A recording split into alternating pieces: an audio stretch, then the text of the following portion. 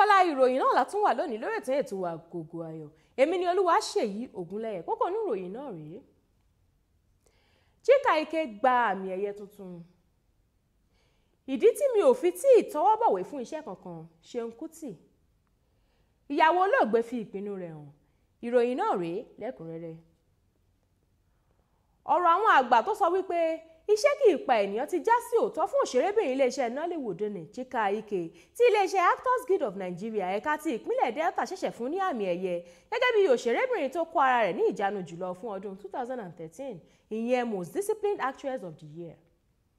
Òṣèrébìnrin náà tó ti ń ti ipa dé ipá gba àmì ẹ̀yẹ yìí níbi ayẹyẹ kan tó wáyé nílé ìtura BOWE International nílùú Asaba tí í ṣe olú ìlú ìpínlẹ̀ náà.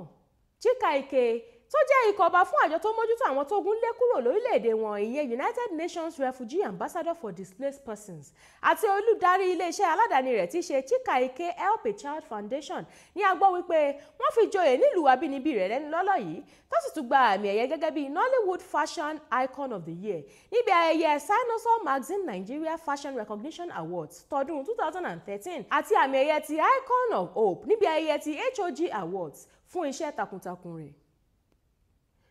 SEUN KUTI jẹ́ olórin àti ajàfẹ́tọ̀ọ́ àwọn ọmọ ènìyàn tí kò bẹ̀rù ẹnikẹ́ni rárá.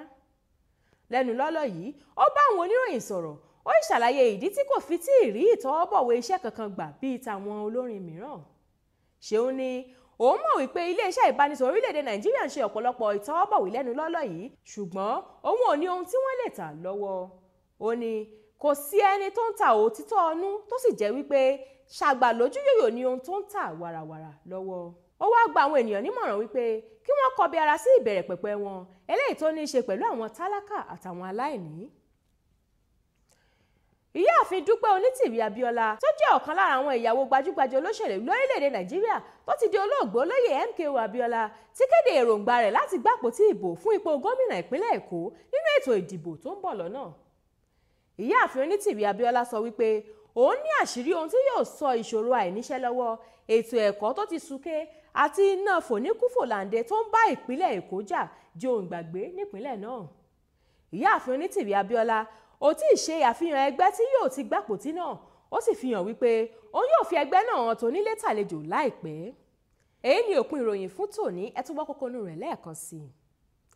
CHIKA gba àmì ẹ̀yẹ tuntun.